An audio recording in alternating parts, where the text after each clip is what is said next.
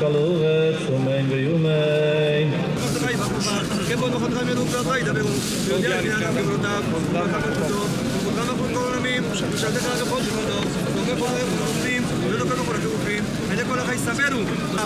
משביע לכל חי רצון.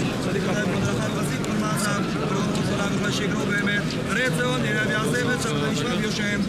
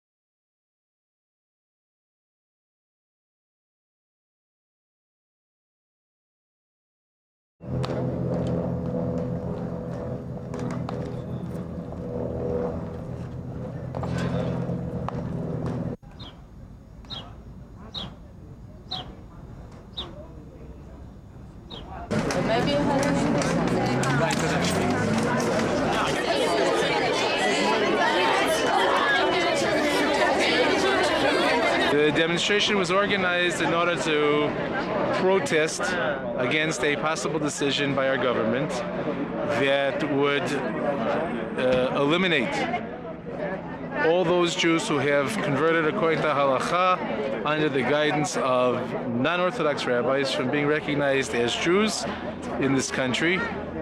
The status quo today allows for those who come to Israel from abroad, who've already been converted, to be recognized as Jews. And while we would like to enfranchise all those who have been converted by us, by our rabbis here in Israel, the change in law that's being proposed would not only not recognize those converts who convert here, but also would not recognize those who decide to move to Israel after they've been converted, after they have made a great effort to become part of the Jewish people. We're here to protest that particular possibility today. Do you think today or tomorrow it will pass this new law? Our great fear is that because of coalition politics in the Knesset, not because of anyone's sense of what is moral, what is just, or what is right according to Jewish law, that law will be changed and these people will be read out of the Jewish people in the state of Israel.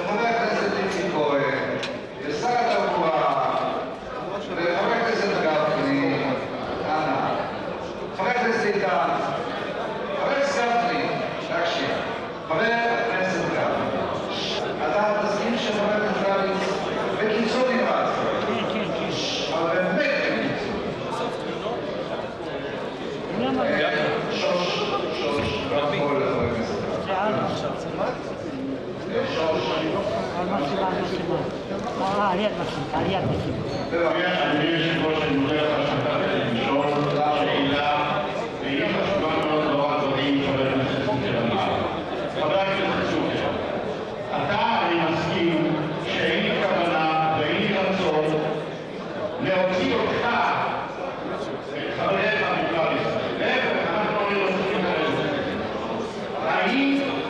今勝ってるわけです。今勝ってるわけです。Shea Going to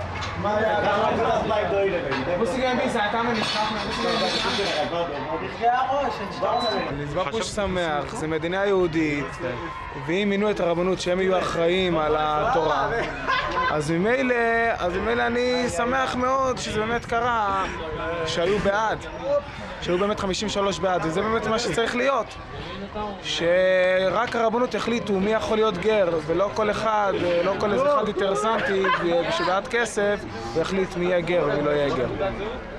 אתה לא מסכים שרפורמיסט עושים את כן, אני אגיד לך גם כן למה, שרפורמים הם סתם איכשהו לא עושים כלום, הם רוצים לעשות חיים, הם רוצים להרגיש טוב, הם רוצים להרגיש נוח, הם יהודים שרוצים להרגיש נוח, אז בשבת הם מגיעים עם האוטו שלהם ורואים שהכל זה איכשהו, הכל סיפורי בבלעות, הם גם כן מתחתנים, הם גם כן נוסעים לכל מיני, הם נמצאים בכל העולם, מתחתנים עם גויות ואין להם שום בעיה עם היהדות. מתי שזה נוח להם, הם יהודים, מתי שזה לא נוח להם, הם גויים. אז תבין, אז הרפורמי זה שום דבר. שיסיים את הרעיון. היה לך חשוב. זאת אומרת, מה שאתם כוונת את החוק הזה ככה עבר. וזה באמת מה שהיה צריך להיות, ובעזרת השם אנחנו עברנו את זה. תודה. כל טוב. עכשיו אתה מדבר? כן, אני כן, טוב. רפתולה, סגבי לך, נו קומה רגע.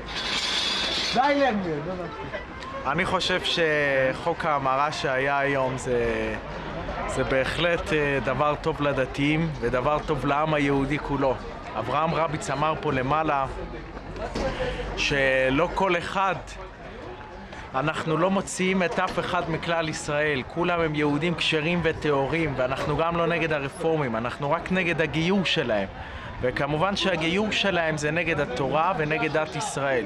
אבל כמובן שאנחנו לא נגד אף אחד, ולהפך, אנחנו שמחים בטור אחד עסקן באגודת ישראל שהחוק עבר, ברוך השם, ברוב של 51 קולות, ותודה רבה גם לאלו החילונים שמכבדים את הדת, כל הכבוד להם שהם היו בעד הגיור היהודי.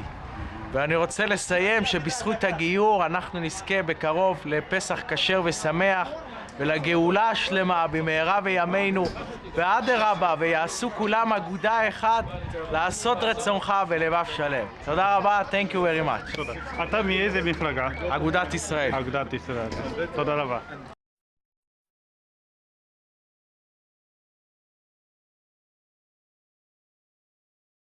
You know how the religious Jews divide the world? They divide all the cosmos. Dead material, plants,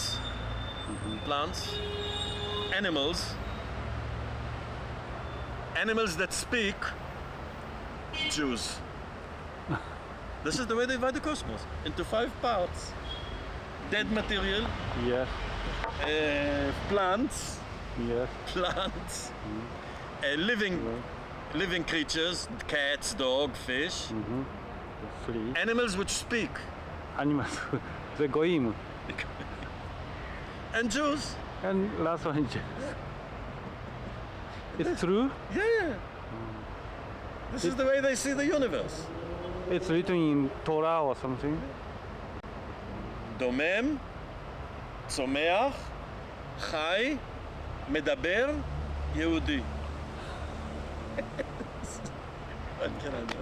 This is it. So they don't want peace, no peace. They have God and the religion, and that's it. Okay. And then you have the nationalists. The nationalists want all the country. Well, I'll give you the background. In 1800, all the Jews in the world were religious. To be Jewish meant to live according to the Jewish religion. And in 1800, 1800, 100% of all the Jews in the world were religious. In 1900, 100 years later, only 20% were Jewish. 20% were religious. 80% of the Jews in the world stopped being religious between 1800 and 1900. Most of the Jews in the Orient, I'm talking European Jews. If you talk Oriental Jews in Morocco, in the Yemen and so on, they remained religious. until the First World War, most of the Jews in the Orient were still religious. But if you talk about Europe, Russia, Poland, etc., from 1800, when 100% were religious, or the Jews were religious, and 1900, only 20% were religious. And Zionism came from the non-religious Jews. Zionism came from the non-religious Jews. Now, if you are a religious Jew, you know that you're Jewish. Because you have kasher, you have special dishes for milk and special dishes for meat, and you have 613 rules, 613 rules, what you have to do every day. It is not only a matter of prayer or going to the synagogue. There is much more than this. There is what you are allowed to eat, what you are allowed to dress. For example, you are not allowed to have clothes where the material is half animal and half vegetable. No, not allowed. Oh, no. It must be all animal, all wool, or must be all cotton. But you cannot have we cannot have 50% cotton, 50% wool. Why? Because some rabbi said that in the Bible. So there are many. What do I want to say? There are many rules which tell you small things of daily life. 613 rules. And if you live according to these 613 rules, which tell you what you're allowed to drink, what you're allowed to eat, what you're allowed to dress, when you're allowed to have sex, when you're not allowed to have sex, all these things, then you know you're Jewish. You don't have a problem. You don't have a problem. But what happens, the people who stop being religious have a problem. Because many of them want to call themselves Jews, but they no longer believe in the Jewish religion. And they have a problem. So there were at least 3 different groups in the Jewish thing. I say, if you look at it at a general context, not Jews, Papua New Guinea, the Hopi Indians in America, when they meet with modern capitalism, and they want the things of modern capitalism, they want television, but television doesn't come from Christianity, and it doesn't come from Judaism. It comes from atheistic Europe. And also the motor car, and also the aeroplane. All these are inventions of a completely different philosophy.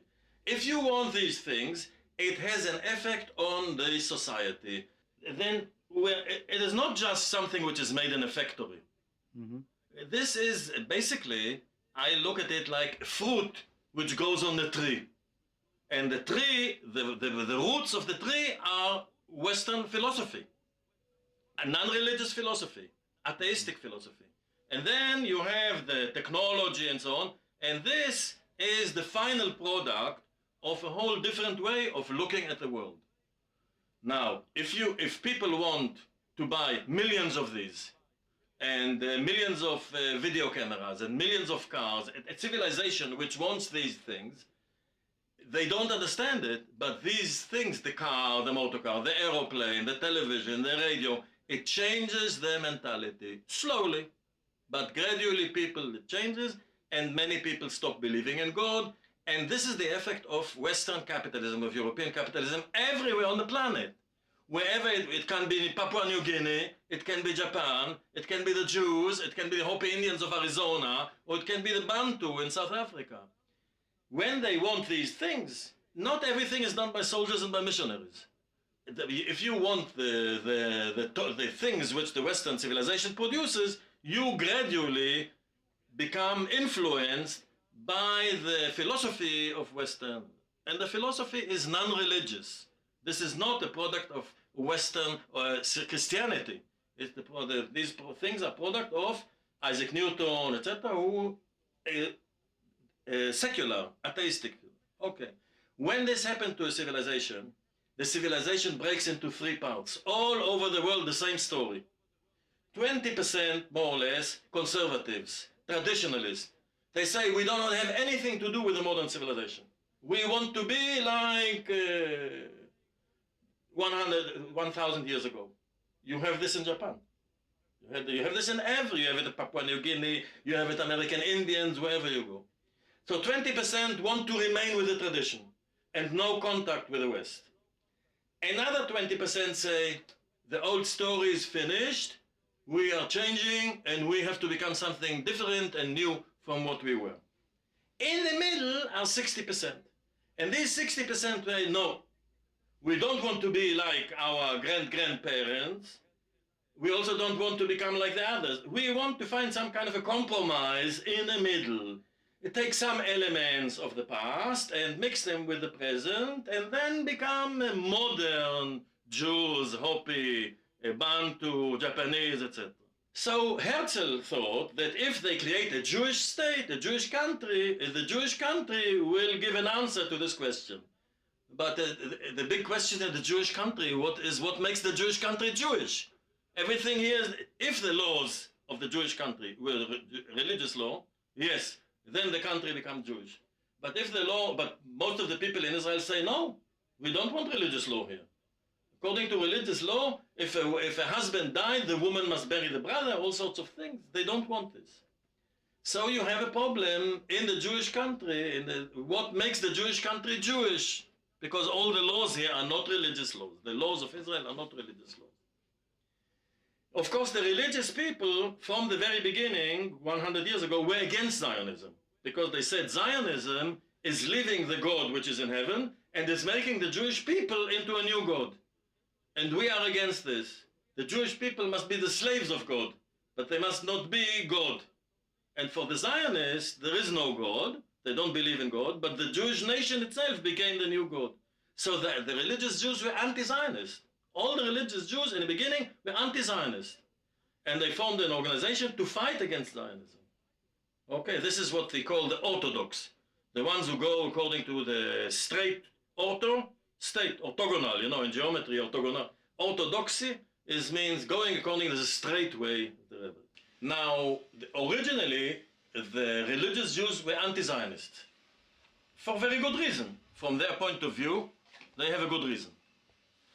And the state of Israel was established by non-religious Jews. Zionism is not religious. So the question was, in 1948, Ben-Gurion didn't want to have a quarrel with the religious Jews. In Israel, there were about 20% of the Jews were religious, but they never participated in politics because they were against it. Everything that has to do with marriage, divorce, wedding, burial will go in the state of Israel according to the religious Jewish laws. If you are a Jew, if you are a Muslim, it will go according to the religious Muslim laws. There will be no civil marriage. There will be no civil burial.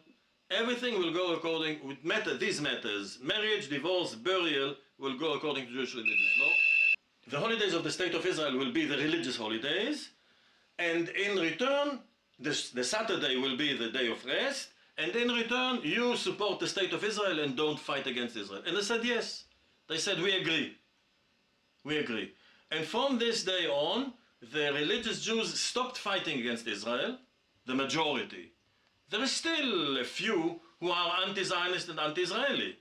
You know, there are people in Jerusalem who don't vote in the elections to the Israeli parliament because they say, this is not Jews, this is people who are against God and they cannot be Jews and we are against this. But 90% of the religious Jews, even if they are religious, today support Israel. And they formed political parties. And they started to vote for parliament. In the beginning, whatever Ben-Gurion wanted, they did. As long as he gave them the Ministry of the Interior, where they can decide how much money goes to religious school, how much money goes there. From the war of 1967, many of the religious Jews became Zionists because they said, if Israel in the war conquered all Jerusalem and conquered all of Palestine, this is what God wants. The Jewish God is considered the man who plays the force which plays with history. History is a product in Christianity, no. But in Judaism, God is like a chess player who plays the game of history. So if the whole of Jerusalem belongs to the Israelis, and from the Jordan River to the sea belongs to Israel, then maybe this is what God wants. And they became Zionists. They changed. Okay, and now in the politics, they have 20% in the parliament. So you can say, if you want to look at the Israeli parliament, 120 people in the parliament. Is divided like this. 20% religious Jews And from the remaining 80%, 40% are Social Democrats, Labour, and 40% are nationalists. So nobody can rule without who the religious support. The religious can decide who will be in the government. If they support Bibi, Netanyahu, then this party. If they support Peres, then the other party. And they support whoever gives them more. Now, in America, some of the Jews who are not religious, who had this big problem, what makes us Jewish? They took elements of the Jewish religion, bits and pieces of the Jewish religion, and created a reformed version of Judaism. But this is more for social reasons, that they can be Americans, but also feel that they are a little bit Jewish. And there is a big battle between the Orthodox, strongly religious Jews and the Reformed Jews. Because the Orthodox say, this is not Judaism, this is some kind of camouflage. And the Reform say, no, this is a modern form of the Jewish religion. So they are always in battle. Many of these Reform Jews give money to the State of Israel. They want the laws of marriage and divorce and burial to be changed. The Orthodox, who are here in the government, don't want it to be changed. And so they have a battle. They have a battle, for example, who is a Jew? The Orthodox say, somebody who converted to Judaism according to the traditional conversion. You have to go 6 months to a rabbi, you have to study, da, da, da, da. The Reform say, no, we can make somebody into a Jew in 3 days. So they always have battles between them. Every time the Reforms want to introduce some changes and modernization into the Israeli law, and the Orthodox are against it, and there you have a conflict. Of course, the Israeli government will always go with the Orthodox, because the Orthodox are 20% of the parliament, and everybody who wants them to vote to support the coalition government will go for them, and that's the whole story. And the Orthodox, although they are only 20%, have the stronger hand. They can bring down everybody else. First of all, they have a very clear definition of what it is to be a Jew, and they can show that this definition held also 100 years ago, 1,000 years ago. And the others, the Reformists, want to change, so they have a more difficult time. In Israel, they won't be able to introduce, to recognize Reform Judaism as Judaism. The Orthodox religious will never allow this. And they have the force. Most of the Israelis, I'm now talking Israelis, people who live in Israel are citizens of the state, don't want the state to be religious at all. They don't want the state to be religious. They want civil marriage and divorce. It causes terrible tragedies to thousands of people. But the government cannot change the marriage. I'm not saying to make the religious marriage illegal. No, no, no. To give people the option to choose. You want to get married by civil law? Fine. The state will recognize the marriage. You want to get married by religious law? Fine. The state will. No. The Orthodox say never. Only religious law. No choice, no civil marriage. And the government cannot change. No political party can change. Because if they change this, they will not be in the government. The Orthodox will vote against it. That's the whole story. You know, the judge of the Supreme Court, his name is Cohen. Cohen is priest. According to the Orthodox law, if your name is Cohen, you come from a tradition of priest, you know, there are a lot of Jews are called Cohen or Levi. And these are originally the tribes which dealt with the religion, they were the priests. You are not allowed to marry a divorcee, a woman who was divorced. A rule. Somebody with the name Cohen, a Cohen cannot marry a divorcee. So the judge of the Supreme Court in Israel wanted to marry a woman and she was a divorcee. He had to go to Cyprus. He couldn't marry in Israel. And this happens all the time. Now, suppose people do marry and live together, but then let us say they die. The child is not considered a legitimate child of these parents because the wedding is illegitimate. So the child can have problems with inheriting. So you can imagine what happens. Many of the Jews who came now from Russia are married to Russian girls, Russian women. When they die, the Orthodox do not allow them to be buried in a Jewish hospital because they are not Jewish. And the monopoly over the business of burial is with the Orthodox Jews. So a lot of tragedies, and it will go on. It will go on until somebody has the courage to say all the honor to the religious Jews, but this is a state of non-religious law. The laws will be non-religious. If somebody wants to marry or be buried according to the religious tradition, fine, we accept it, but we also give non-religious burial and non-religious marriage. When somebody will have the courage, the problem will be solved. But the Orthodox Jews will do everything against it, everything they can against it. And that's the whole story. And the rest is daily tragedies. Look, most people don't understand what I've told you now. Most people don't know why this is so, what the problematic is. But this is all there is to it. It's all there is to it. It would be like in Papua New Guinea, if somebody dies, and the heads of the tribe do not want to bury that person in the cemetery because he became more Australian than Papua New Guinea. I say more or less the same thing. I don't know what the rules are there. But you know, they have the same problems. Many civilizations have the same problem. In Israel, immediately translated into politics. That's it. You have Orthodox and Reformist and other. Constructivist. How is this? I don't know enough about I think the constructionist, I don't know exactly the difference. I think the reforms want more to be more or less like the Christians, but instead of having the whole thing with the Christian religion, to have music in the church, for example. In Orthodox church, there's no music. You're not allowed music. But the reform wanted. I think the constructionists, I'm not sure, but I think the constructionists were the third group, only in America. They exist only in America. And they wanted to construct new things. The reformists dropped a lot of the old traditions. They dropped the kasher, not to mix meat and milk. They dropped this. And they drive to the synagogue on Saturday in a car, Ryuichi. You know what this means. On the Saturday, the Orthodox do not light a cigarette. Because they're not allowed to look at football, because this is considered work. The Orthodox are against football on Saturday. So, and the Reformists drive to the synagogue in a car, the Reformists.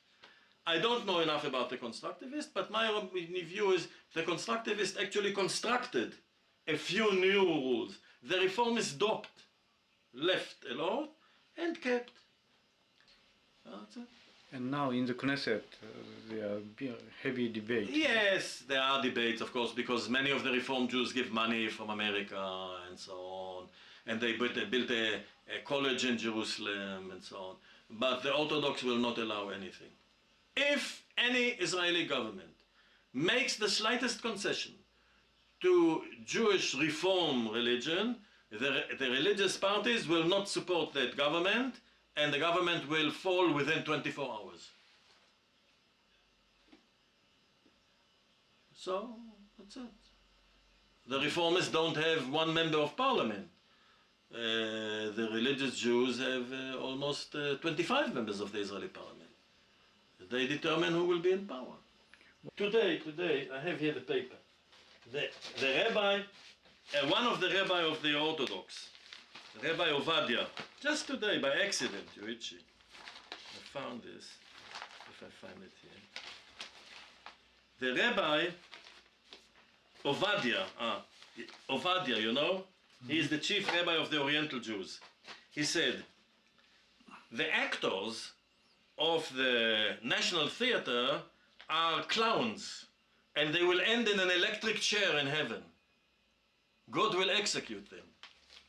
Because he says, you know, this we are talking about the National Theater, and so he says, the rabbi said, the actors of the National Theater, they are clowns, and they will end up on an electric chair, like in America, okay?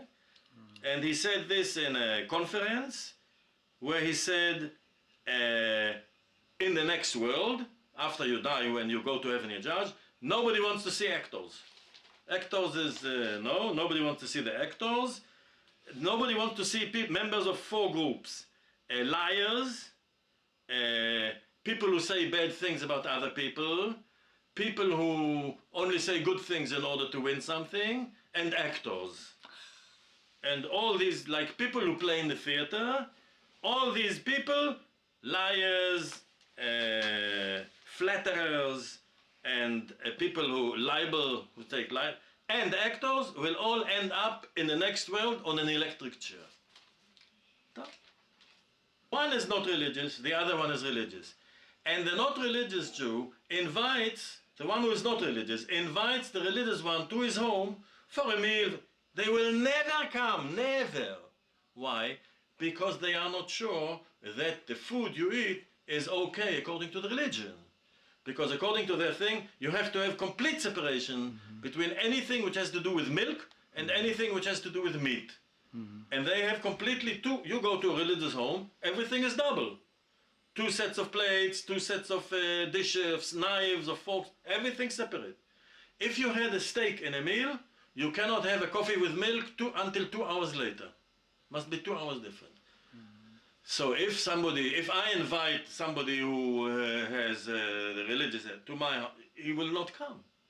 Because he is afraid that I will give him to drink in a cup in which, if a religious girl marries a non-religious man, she stops being religious. The religious people don't mind. You see, as if you're not religious, I can go into a home of a religious person. I don't mind. If they invite me, I go. I've been. There's not but he cannot come to me. See? And living according to these 613 rules is very, very difficult. They call it to carry the burden of the Bible.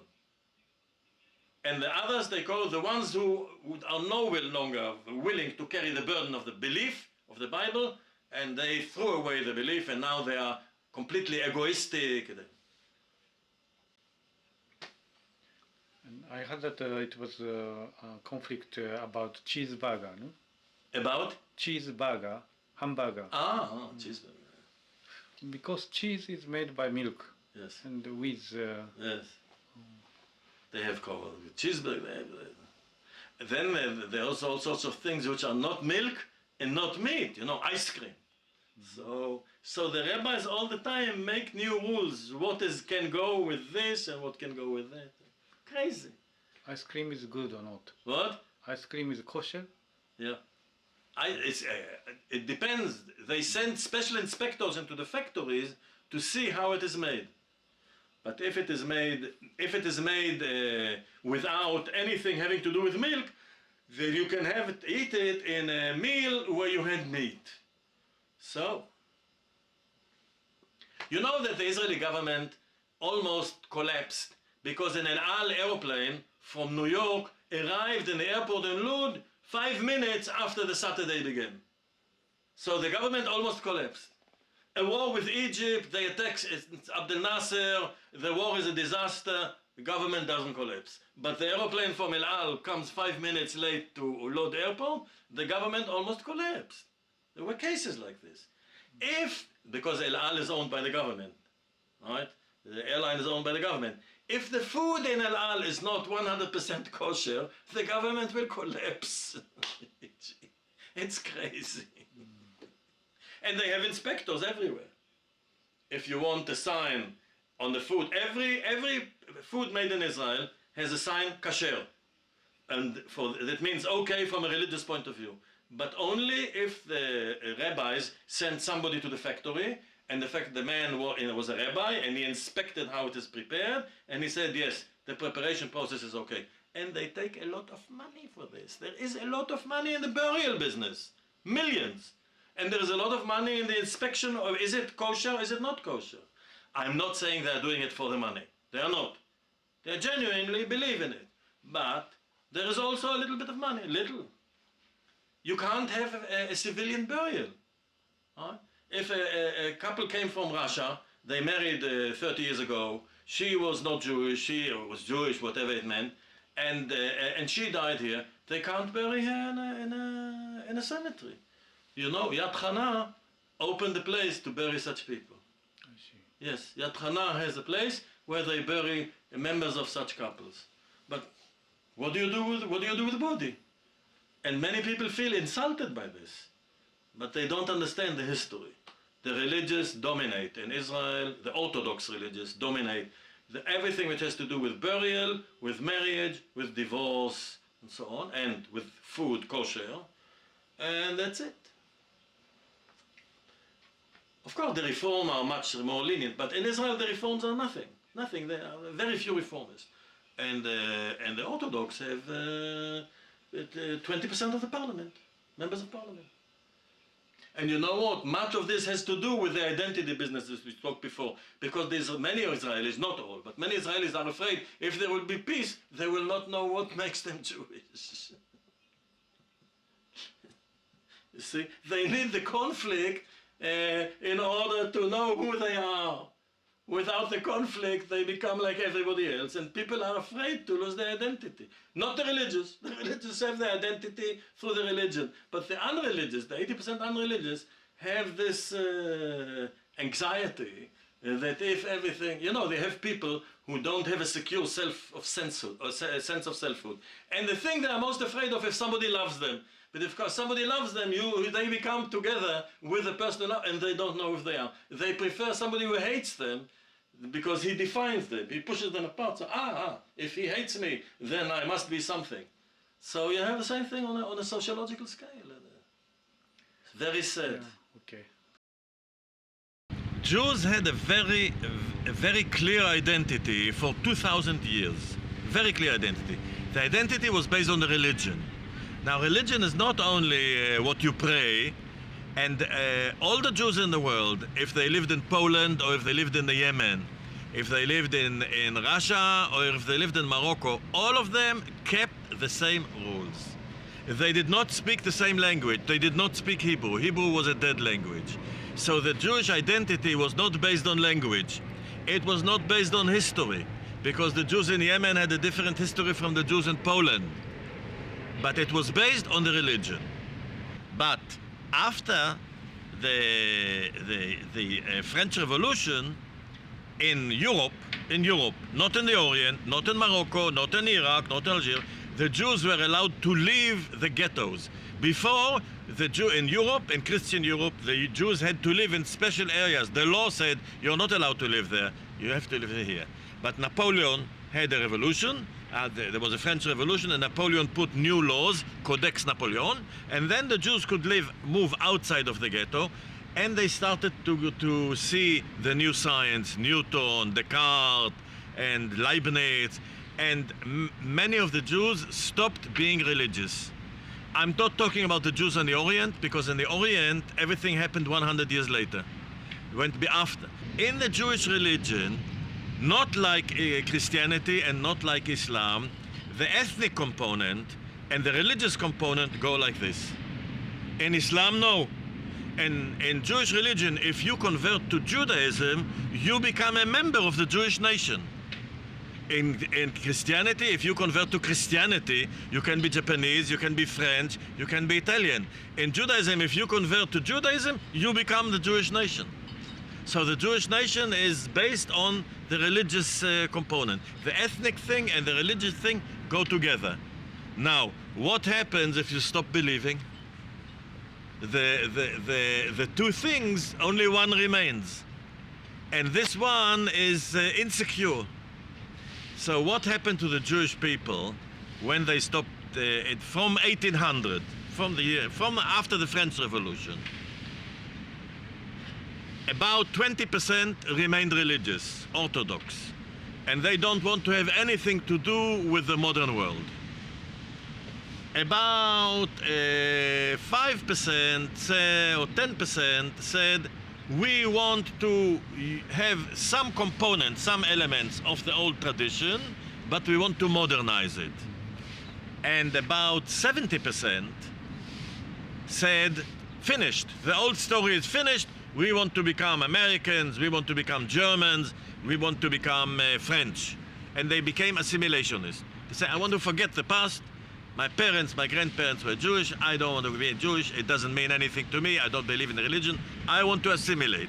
So the people broke into three components. Isolationist, Orthodox. Assimilationist, let's forget everything. And in the middle you have adaptationist. Let us adapt the old thing to the modern world, etc. Now, when the Nazis came, obviously the Orthodox remain Orthodox, but the assimilationist cannot assimilate because this is the anti-Semitic, the anti-Jewish people say, I don't want you. You want to become French? I don't want you. You want to become German? I don't want you. So the number of the assimilationists went down, and the number of the Zionists in the middle, the nationalists, grew. Now, the people in the middle, the Zionists, had a problem. I don't believe in the religion, so what makes me Jewish? What makes me Jewish? So, and the problem they have to this day, because there is no secular Jewishness. The religious don't have a problem. The assimilationists don't have a problem. But the one in the middle who want to remain Jewish without the religion have a problem. Because how can you remain Jewish without the religion? And the problem was the Zionist movement solved the problem in the following way.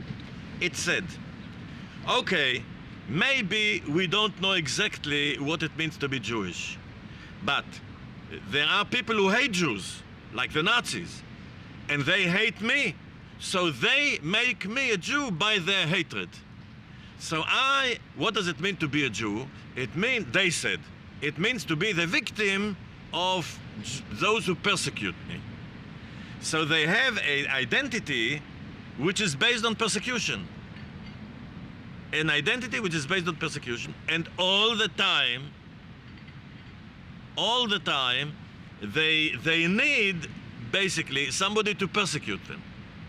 And they have a self-image of, we are the victims of history. Everybody always wants to persecute us. The religious don't say this, no? The religious say, we are the people of God, and we work God. The assimilationists don't want to hear about the whole thing. But the ones in the middle acquired a self-image of the eternal victim. I am the Jew, I'm a victim. And this is the Zionist. Now, this can sometimes become absurd, Ryuichi. Because, for example, I remember 4 or 5 years ago, an El Al aeroplane came to land in Lud. And before it landed at Lud, it went into birds. There were birds flying, and the aeroplane went into the birds, and the engines sucked the birds in, and all the blood was on the body of the aeroplane, okay? When the aeroplane landed in Lud, the journalist came and saw all the blood, and they said to the pilot, what happened? What is all this blood? And he told them that about the birds, that he flew into the birds, etc. The next day, the newspaper Ma'ariv put a headline. What was the headline? Birds attack El Al aeroplane. The birds attacked the aeroplane. Why? Because we are always victims. Whatever happens, we are the victim. Even the birds attack us. We are always the victim. So once there were Israeli soldiers in Nablus, and they were behaving terribly. Golda Meir said, I hate the Arabs because they make our boys behave like animals.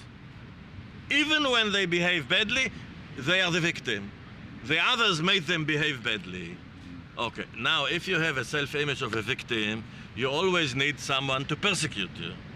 Now, suppose Israel, a child is born in 1970, okay? Nobody hates him because he's Jewish. Nobody hates him because he's Jewish.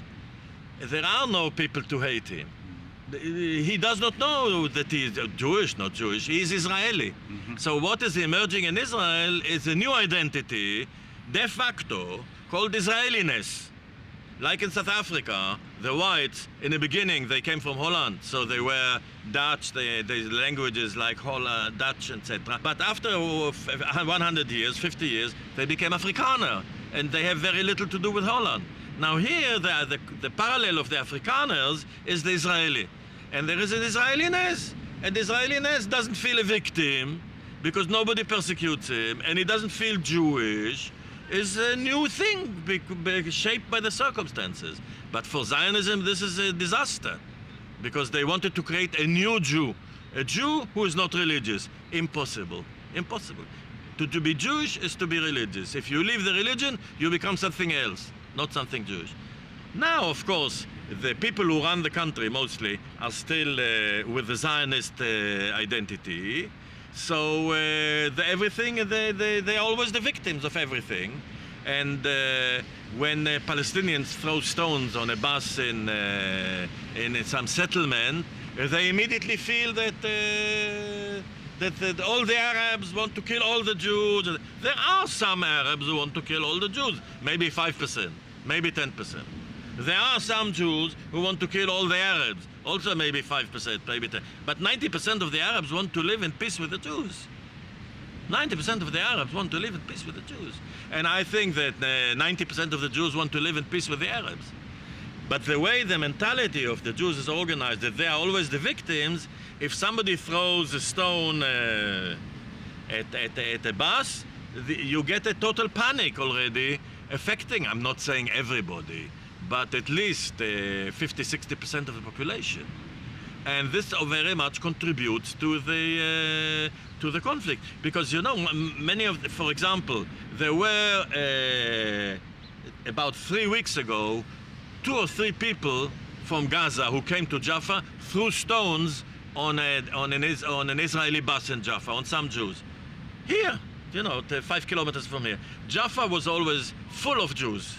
Now, nobody's coming. Why? They're afraid. But what? There were 3 people 3 weeks ago who threw 2 stones. For this, you have to be, yes, they are afraid. And the Palestinians don't understand, because they never understood that the Zionists have a problem of self-identity, of self-image, that they don't know exactly what they are, and therefore a single stone creates much more problems than even a war. So the whole thing is very much related. And the Israelis always see that they're always the victim, always the victim. Not for everybody. The younger people say no. The younger people are different. But the younger people don't give the tone in this country. The Ministry of Education, for example, insists that we are all Jewish. There is no such thing as Israeliness. Now, but the young people don't feel Jewish. They don't know what it means if you don't live in the religion. So what does the Israeli government do? It takes the schools, the children in schools, in the top class of the high school, and it takes them to Poland, to Auschwitz, and shows them all the things in the camp in order to program them as victims. And the children get confused. And they are told, you see, these people died because they were Jewish, and look what, Jews are always persecuted. And then they don't know what they are, and then they come back here, but here they are not persecuted. So there is a confusion between Israeliness and Jewishness. But on the whole, as time goes on, Israelis will become, culturally, Israeliness will grow, and Jewishness will go down, secular Jewishness. If you're a religious Jew, but you know the religious Jews are anti-Zionist. Many of them oppose the state of Israel. They say a state which calls itself a Jewish state, but which does not have the laws of the religion, the laws of the state, and run by people like Barak and Peres and Ben-Gurion who are anti-religious, this is not a Jewish state. This is blasphemy. And therefore many of them are against the state. They don't take passports, etc. And you know that in the Jewish religion there is a belief that God intervenes in history. Everything that happens here is a will of God. They have a big problem. What did God mean when he did Auschwitz? Why were 6 million Jews killed by the Nazis? If God does everything on earth, why did he do this? And you know what the answer is? Because of the Zionists. That the Zionists are Jews who stopped believing in God and went to create a new God, the Jewish state. And Auschwitz is the punishment of God for, this is what the religious say. And they're only 15% or something like this. So there are Zionists, there are religious Jews who are opposed to the state of Israel.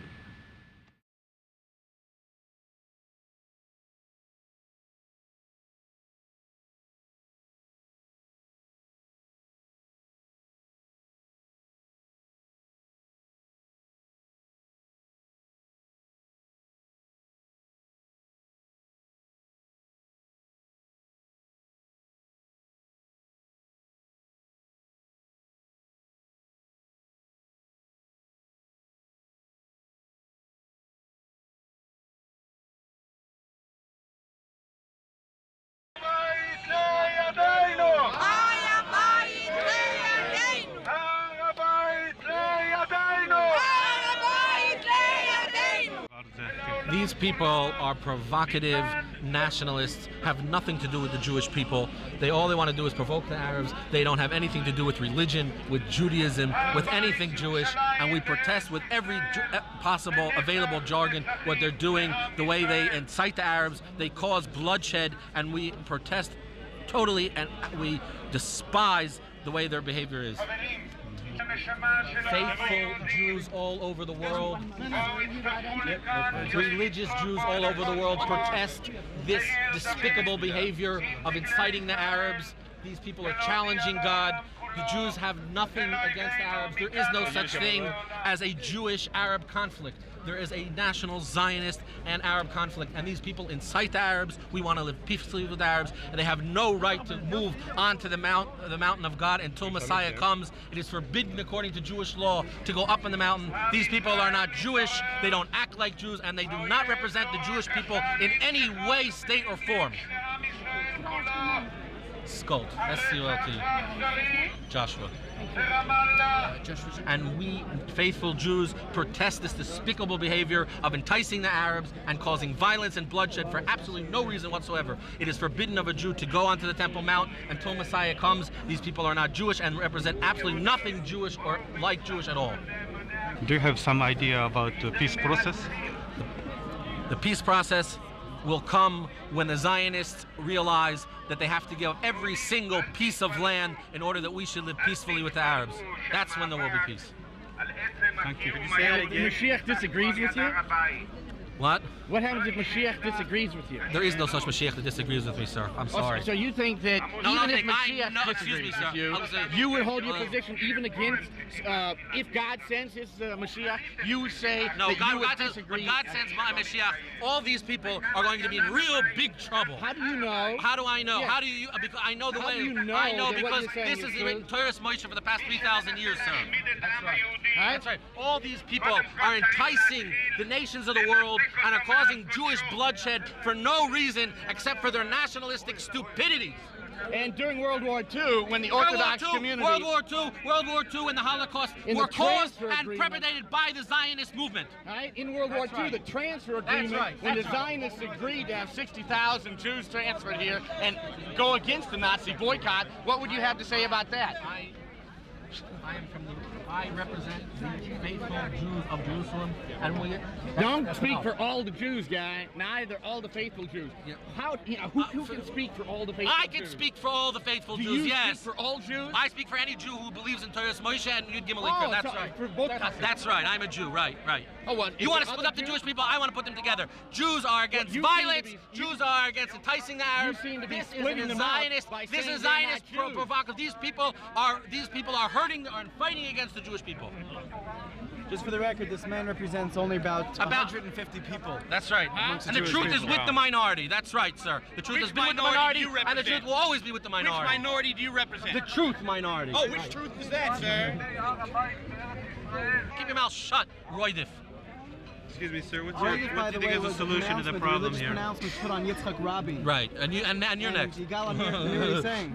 What's an adequate solution between the Arabs and the Jewish people? Roydif means somebody who causes danger to any other Jew. And all these people are causing danger to the Jews by provoking the Arabs, and because of their stupid flags and megaphones, blood has to be spilled all over the land of Israel. What do you believe is an adequate solution between the Arab and the Jewish people? What? An adequate solution between the Jewish and the Arab people. Palestine be returned to the Arabs the way it was 1,000 years ago, and we will live faithfully and happily together with them in a Palestinian sovereign state. I'm fighting against them.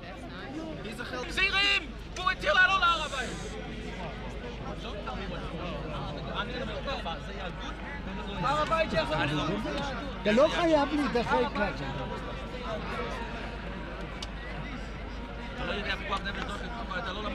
להחזיר את הר הבית לערבים! להחזיר את הר הבית לערבים! זה להחזיר את הר הבית לערבים! בכוח נפש תוכן כל התורה! להחזיר את הר הבית לערבים ולא למסור אותו בזה מדינה ציונית! להחזיר את כל הר הבית עם הכותל לערבים! אנחנו היינו בגלות 2,000 שנה ונשאר בגלות עד שמשיח יבוא!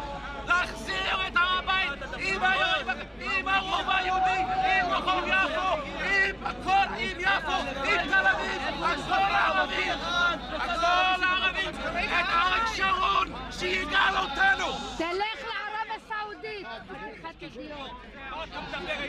אנחנו לא איזה יהודי אתה. איך אתה מגדל דעות וזקן והולך אתה אריק שרון. תצאו חשובים מאוד. לא תדבר פה, אני לא אתן לך לדבר. אריק שרון הוא לא משיח. אריק שרון הוא לא משיח. אריק שרון הוא לא משיח. אריק שרון הוא לא משיח. להחזיר את הר הבית עם הכותל, עם העובד. אריק שרון הוא לא משיח. אריק שרון משיח ולא ברק ולא אף אחד. אנחנו נחיה בגלות עד שמשיח יבוא. והליצים האלה, הליצנים, המושחתים, המגרים האלה, הם לא יגלו את הר הבית. הם לא יגלו את הר הבית. המשוגעים האלה לא יבנו את בית המקדש. המשוגעים האלה לא יבנו את בית המקדש. המשוגעים עד שמשיח יבוא. לא ציונים. אתה ליצן. אין מדינה. אין מדינה. זה פלסטין פה. זה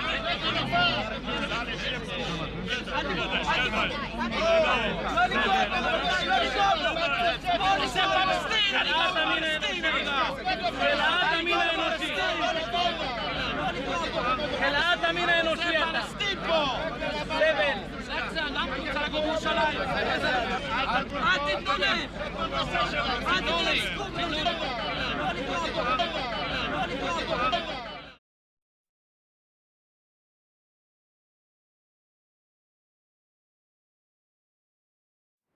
One of the reasons that in Israel there is not a separation between state and religion, it's not because the electoral power of the religious. I don't believe that this relationship between state and religion in Israel is due to the fact that the religious are a strong electoral group in Israel. It's not true. Basically, from 48, and even before the birth of the new nation, I think that the Zionists had a problem to define themselves as a nation. Now, because the cultural basic that they have before historically was only religious, and they didn't want to admit it, they mobilized the blood. They mobilize the DNA to define their human group. But they knew subconsciously, they knew very well in some way that it's only the religion that can be the basic to unify all the Jewish in the world. This is the reason that they couldn't separate state from religion like in the liberal democracy in the modern age.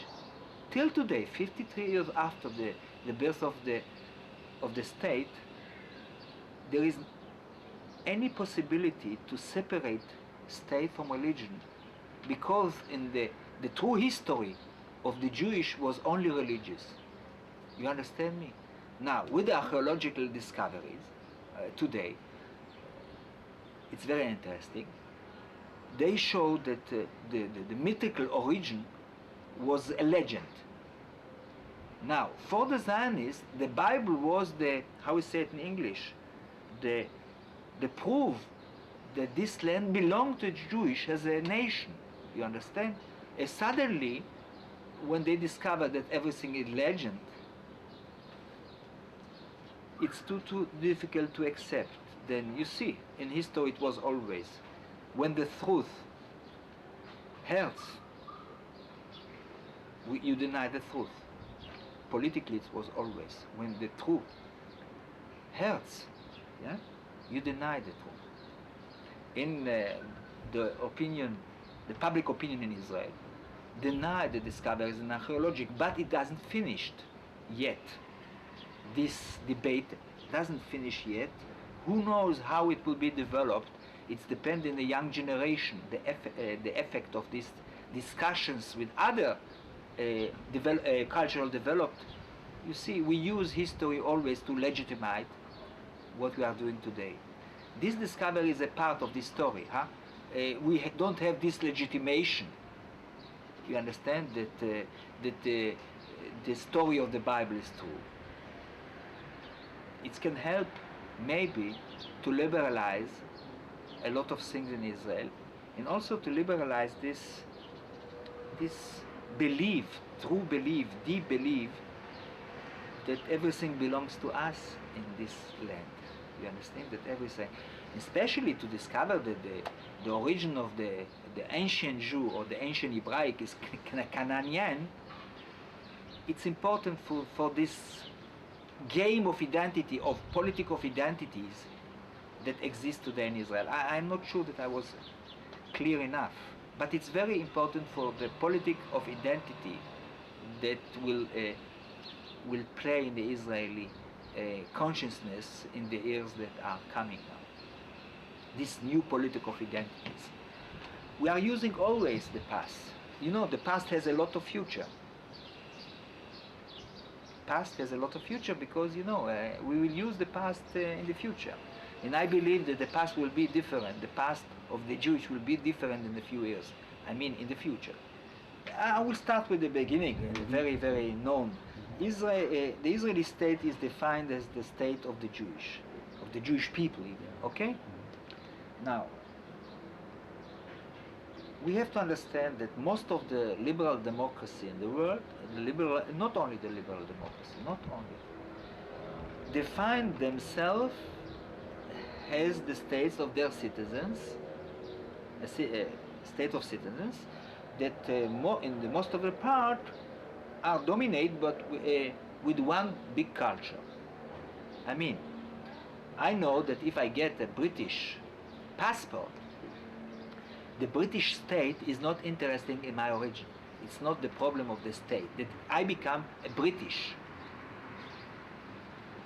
If I got the French citizenship, by the way, they say it nationality, they say in French, I become in all the meanings, French.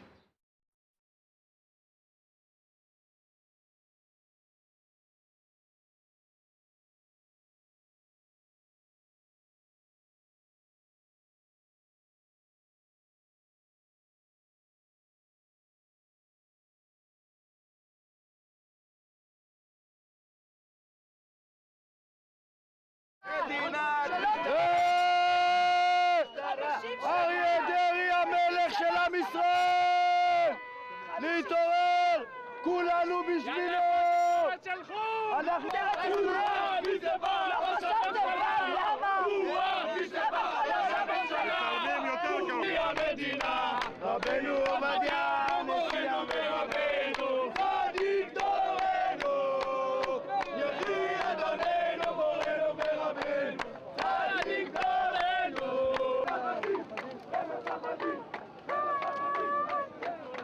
רבותיי, כל מי שלא חתם לבוא לחתום. אבל בינינו זה יעזור במשהו? תן לו לצלם, הם מחפשים את זה, תן לו לצלם. אריה אל תדאג, אריה אל תדאג, אריה העם איתך. אריה אל תדאג, אריה אל תדאג, אריה העם איתך. הם מפחדים מאריה, הם מפחדים.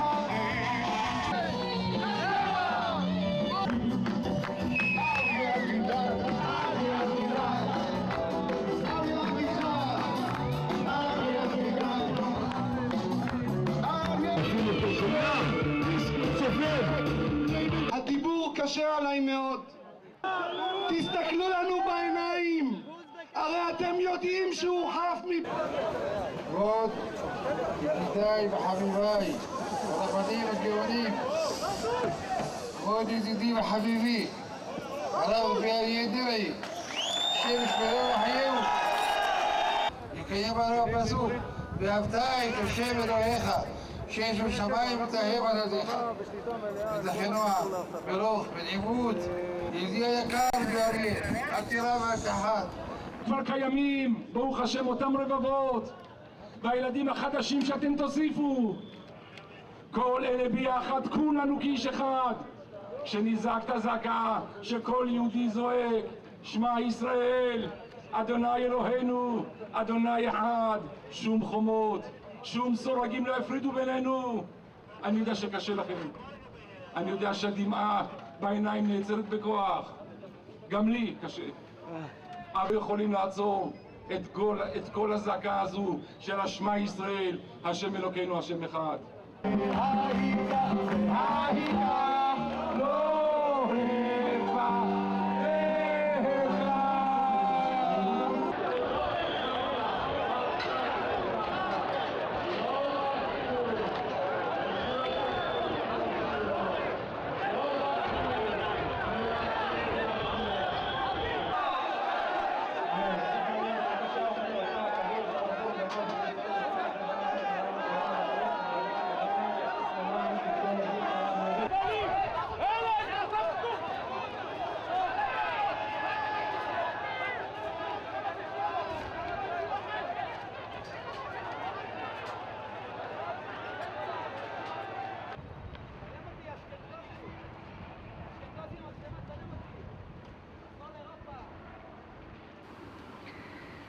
Parallel to it, in the last weekend, Yediot Achronot, that is the most popular journal in the country, published a poll with a few questions. I will give a few examples of the questions to the supporters of Shas, only the supporters of Shas, you see. Now, the question, the most important and the most interesting in this sondage was this.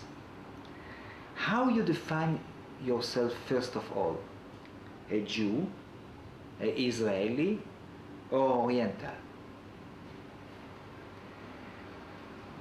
The definition, the auto-definition of Jew got 93%. The definition of an Israeli, as an Israeli, 5, as an Oriental, 1.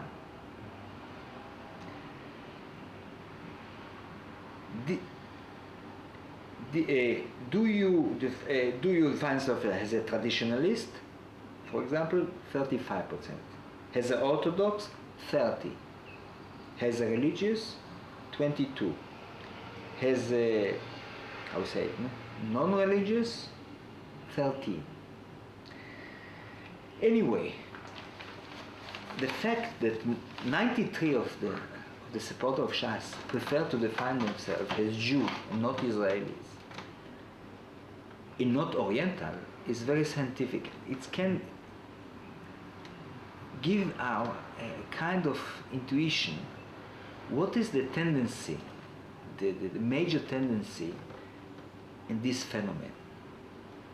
They define themselves Jew.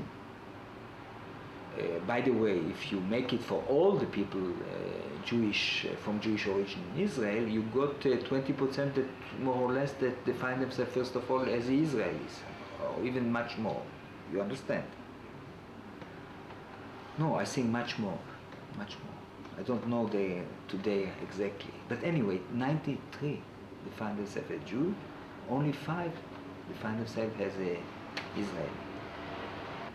Now, the lower classes in Israel, most of them from Jewish Arab origin, or as they call themselves, Oriental origin, we see that the attitude of them is more or less, I'm not speaking about everybody, more or less for the right, for voices of the right that refuse any compromise. It's said that the Jewish Arab or the Oriental in Israel refuse to accept today a compromise, much more than the European part of the Israeli society. To define themselves as Jew and not as the Israelis is in some way, an expression of their attachment to religion, but it's not enough to explain this phenomenon. Not less important is the fact that they refuse to become Israelis because they want to keep their privilege that they have as Jewish in a Jewish state. In an Israeli state, their Jewish privilege are less sure to get it in a free competition of everybody. I mean, there is 1.5 million non-Jew in this country. The state don't define themselves as Jew. 1,100,000 of Arabs, 400 of immigrants from Europe that are not defined as Jew. In an Israeli society, that the state is for the citizens, they can lose a kind of their privilege that came from the law, from the general attitude, from the atmosphere. You understand me? I mean, the rich, the upper class are less afraid from this competition. They are afraid from the competition of Arabs in this new society after peace. I think it can explain why they define themselves as Jew, 93, not Israelis, as a first definition. If you will make the same poll in the upper classes, you will find other questions. You understand me? With this population, it's clear. They want to stay Jew because they get some privileges. Even if they are oppressed in the history of Israel, they were oppressed because they came from the Orient, because Zionism basically is a European movement. But they prefer to stay Jew. They don't want to define themselves as Oriental, because it can remind others that they are the Arab origins, culture, Arab origins. You understand? Then this is the reason that in my analysis, I think that this part of the Israeli society, I can say clearly today, and it wasn't clear yesterday, that they are on the right of the Israeli society. From which point of view? They are on the right of the Israeli from the national point of view. They will support the right candidate. Till now, they played between right and left. About the peace, they were not clear. Today, it's clear. They are for the right, and I think it's not only from traditional point of view. I think it is for political point of view. They want to stay Jew in the Middle East, because to stay Jew in the Middle East is to have privileges that the Occident world are giving you. Oriental, Jewish Arab will continue to get the privilege that Israel is getting from the world as a European expression in the Middle East. They want to keep their privilege, first of all. In their discourse, they say that they don't have privilege, but you cannot compare this part of the Jewish Israeli society with the Palestinians, Israelis that are living here.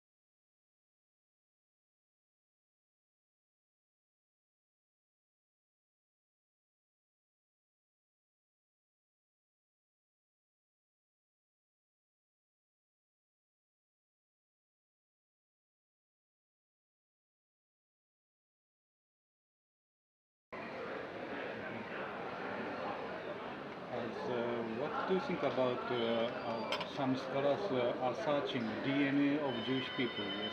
This is connecting, linking of all the questions. Yeah. There are several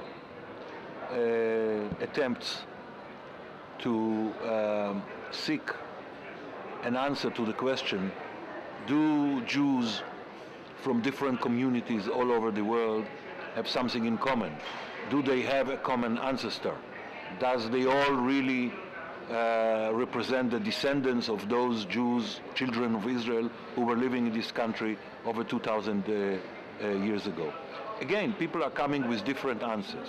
I believe that on the one hand, we have enough proof to indicate that black Jews from Yemen and fair-haired Jews from Northern Europe have something in common which is not explained by any other reason rather than the fact that they belong to one nation originally back in history. At the same time, I think it's important to indicate that the Jewish people consists mainly of descendants of people who were converted to Judaism over the centuries.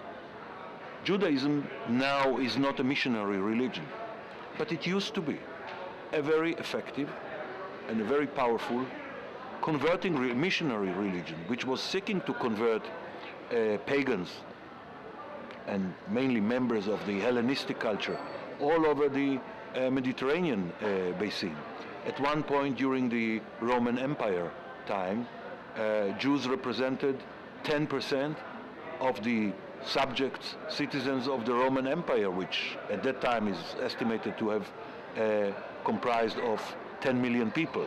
Now, most of these people were converts, were not the descendants of the children of Israel. And in Judaism, you don't have any discrimination or any barrier to conversion. You don't have any racial barrier or discrimination. So yes, we may be able to have some genetic answer to the question of the common origin of the Jewish people, but it's not going to go very far because we are converts.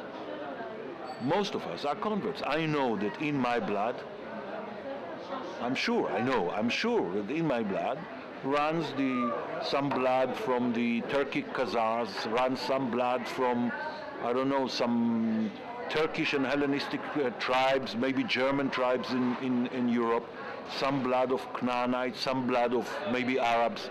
It's all mixed together. We are not a race, we are just a nation. Okay, now I want to ask the question of Kuzarim, Hazar. Yes. I heard that last year it was the first time memorial symposium held in Jerusalem. Yes? Well, that was the colloquium organized by the Ben Tzvi Institute, which is a very important academic institute here in Jerusalem, named after our second president, who was himself a scholar and researcher of some aspects of the Khazar problem. For the first time, they have convened people, scholars, from all over the world, from the United States and Canada to Russia and Ukraine and the rest, and Israelis, of course, trying to share the research that is being conducted on the question of the Jewish Khazars and reach some guidelines and some understanding as to the next phases of research. Where do you need more excavations? Where do you need more linguistic studies, etc., etc.?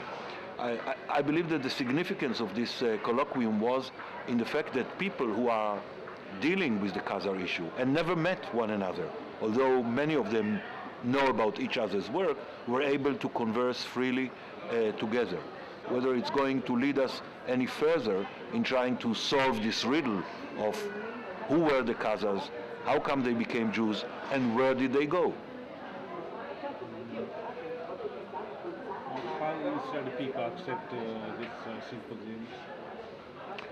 It won quite a wide attention by the Israeli media, Israeli television, etc., which is not something very common when you deal with a very complex academic issue which belongs to the Middle Ages. But again, I have to tell you, people here are a bit shy. People here are a bit shy about the Khazar issue because it's very interesting, but if indeed some of the Khazars were integrated into East European Jewry, which means that many of us Western Ashkenazi Jews have some Turkic, Uyghur maybe, blood in us, then it sort of shatters the general division that you have amongst Jews, Sephardi, Oriental Jews, Western Jews, because then it means that Western Jews are indeed what we would call Sephardi Jews or something else, belonging also to an Asian race in this sense, the Turkic.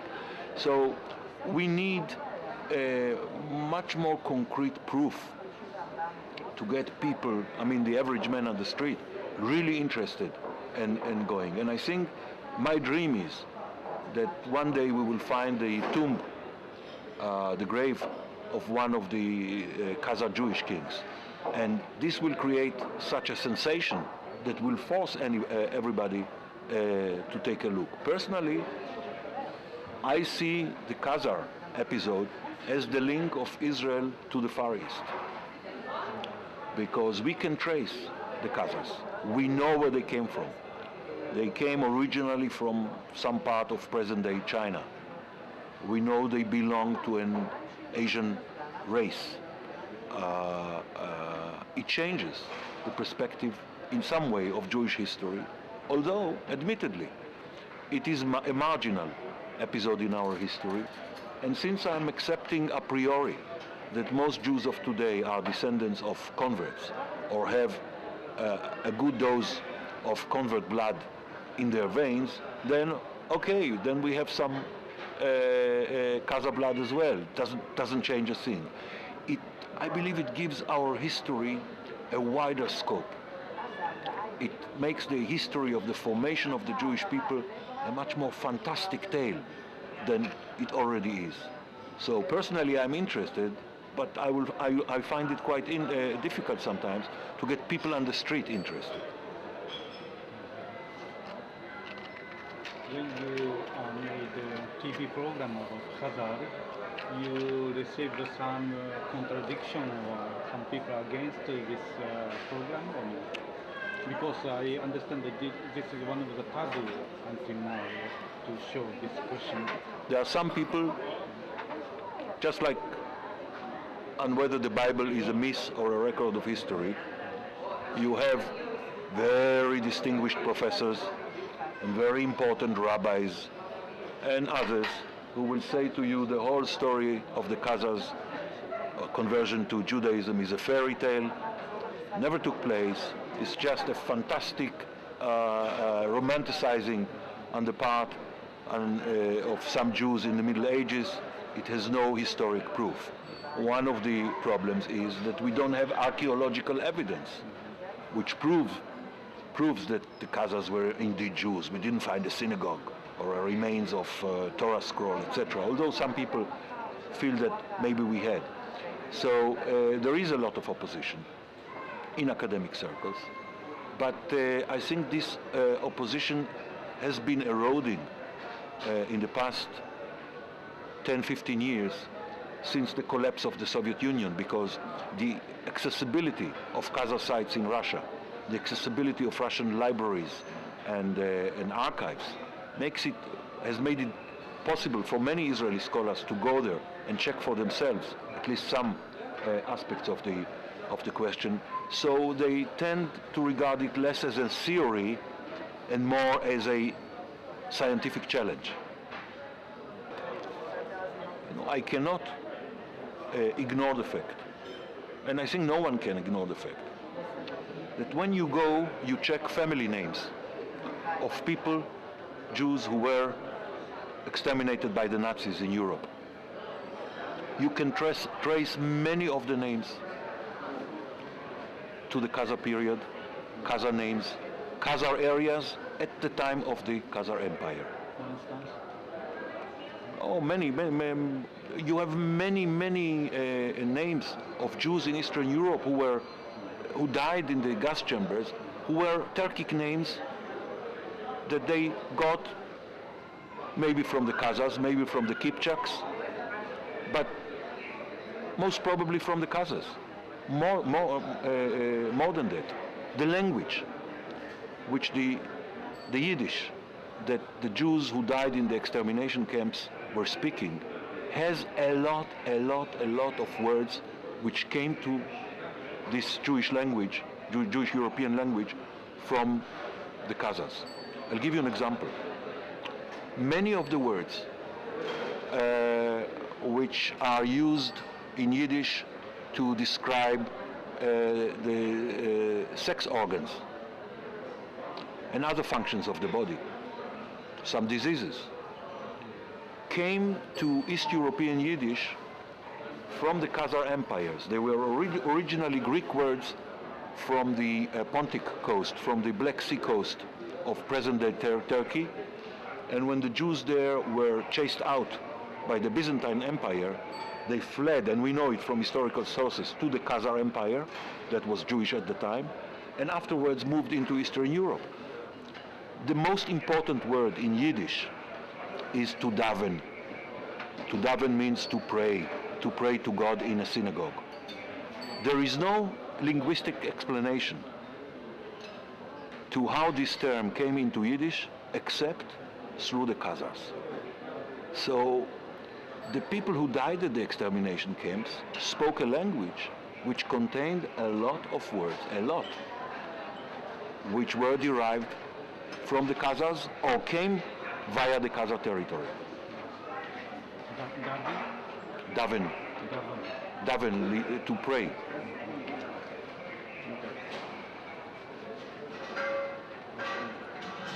Many other words, to go to toilet, to go to the toilet, is from Khazar. Hemorrhoids, the disease, from Khazars. In this language came from Khazars. The male sexual organ is from Khazar. A lot of it. These things was discussing in that symposium? Oh yeah, in that symposium we had a beautiful, stimulating discussion between two important Israeli linguists who were actually fighting each other very gently over the question of the linguistic origin of the East European language Yiddish. One was Professor Paul Wexler from Tel Aviv University, who wrote a fantastic book which is rejected by most scholars, but it makes for a fantastic reading. And Wexler, who is in Tel Aviv, charming fellow, wrote a book, The Ashkenazi Jews, a Slavo-Turkic nation in search of identity, based on a linguistic analysis and assessment of the language spoken by those who were exterminated at the gas chambers.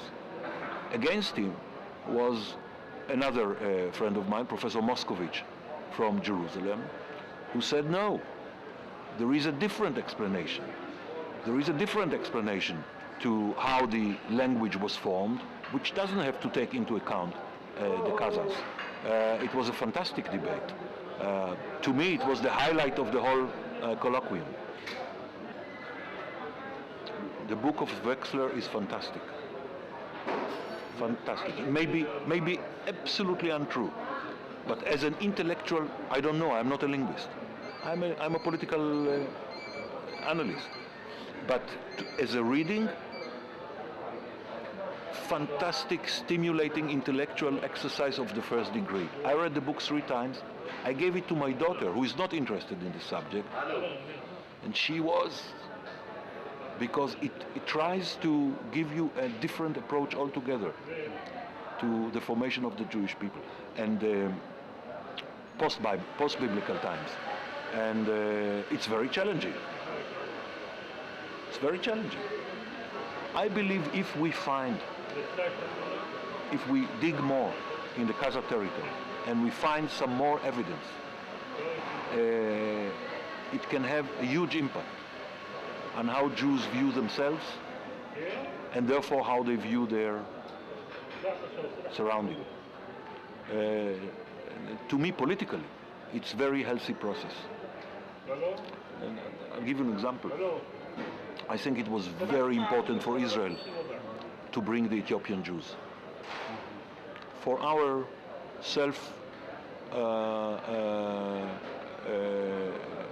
perception, to bring the Ethiopian black Jews, and they are part of our nation.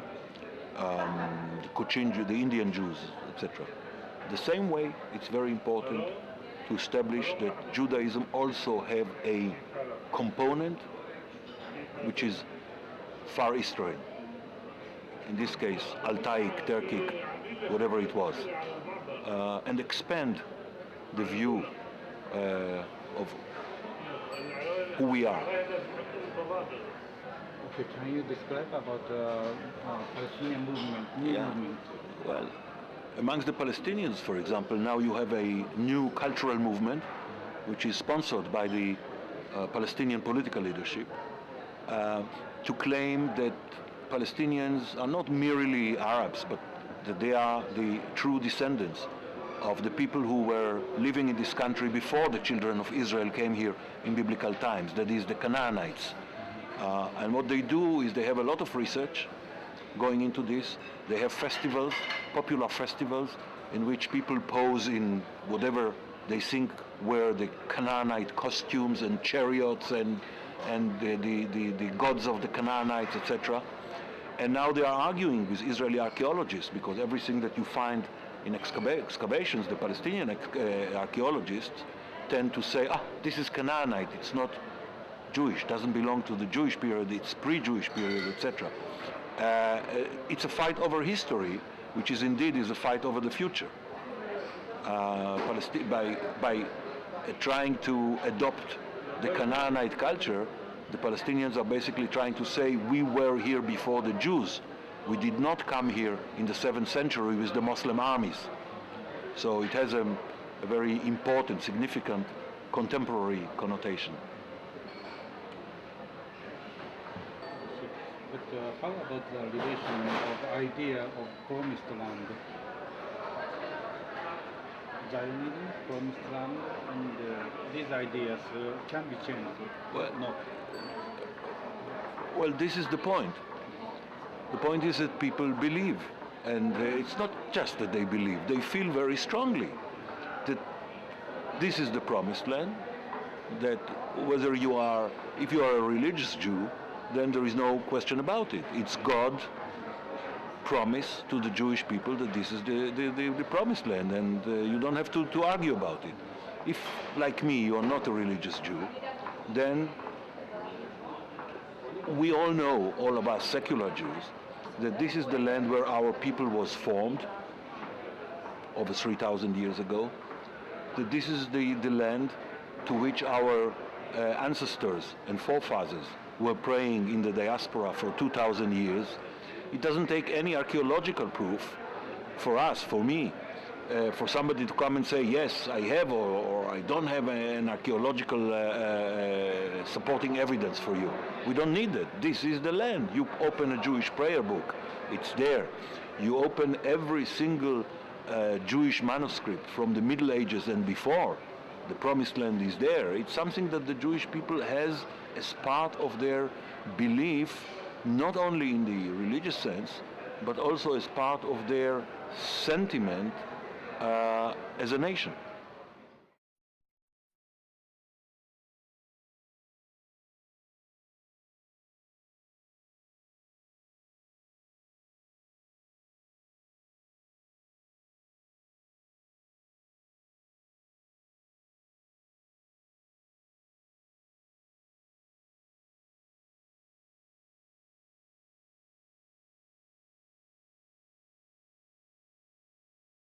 I'm writing a book now that I try to explain the Jewish in history are not how we say it, a race, a people race, a nation.